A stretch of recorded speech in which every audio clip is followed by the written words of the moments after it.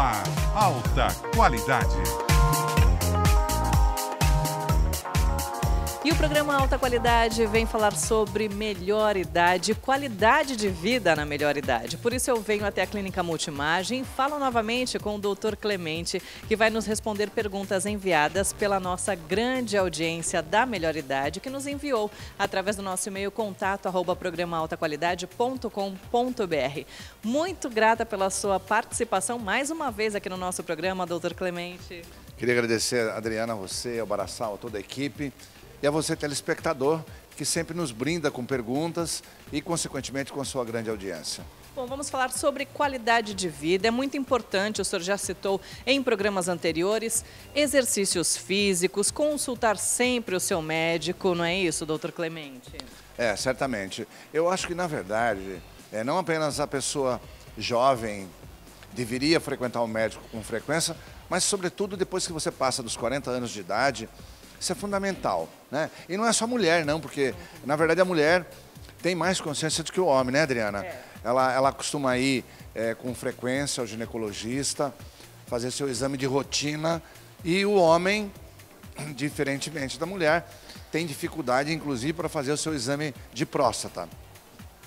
E também em relação a outros exames, por exemplo, coração, como é que vai estar a atividade pulmonar, como é que estão os órgãos abdominais.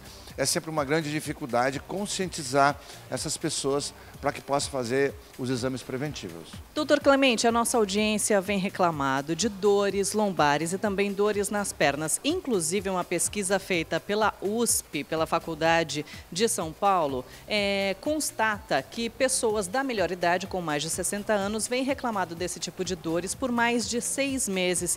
29,7% dessas pessoas reclamam desse tipo de dor. É comum esse tipo de dor realmente, doutor? Realmente é muito comum. Especialmente a região lombar, né? O lugar de maior queixa é a região lombar, embora a gente tenha na cervical e na dorsal. E por que isso?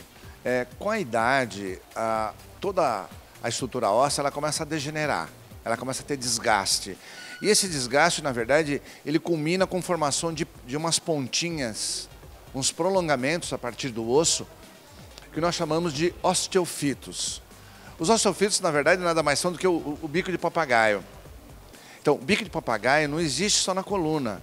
Ele pode existir em qualquer osso do organismo, por exemplo, na coxa, no joelho, no tornozelo, nos pés, né?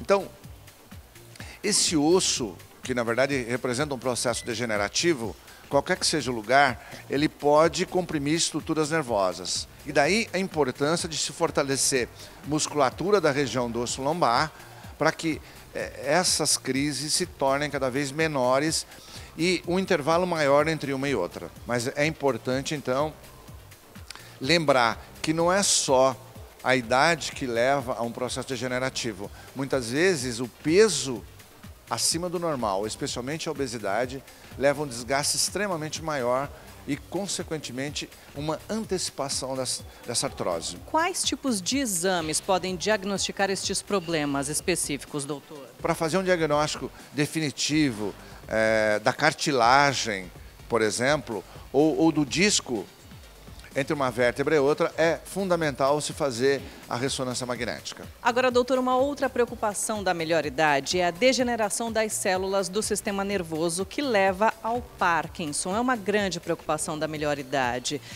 Existem exames para ajudar na prevenção ou a descobrir precocemente essa doença? O Parkinson, eu diria que ainda é uma doença de difícil diagnóstico, porque numa fase mais inicial, ela se confunde com outro tipo de doença. Então é aquela coisa muito inespecífica e muitas vezes se retarda a ida ao médico, ao neurologista e, consequentemente, só vai fazer o diagnóstico numa fase mais avançada, onde já houve uma degeneração das células nervosas.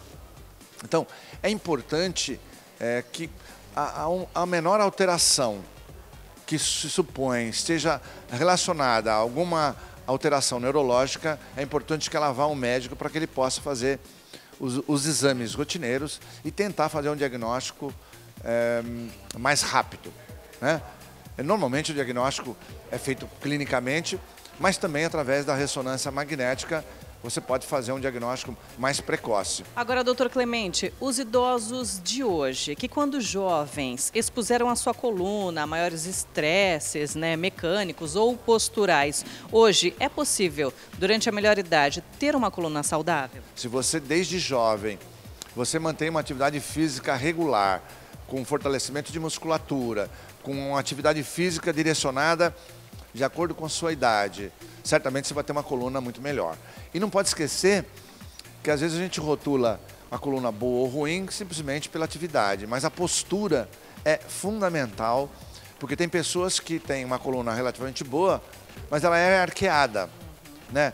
E às vezes é jovem. Agora, doutor, uma pergunta também muito frequente aqui pela nossa audiência. A hérnia de disco, ela tem que ser operada?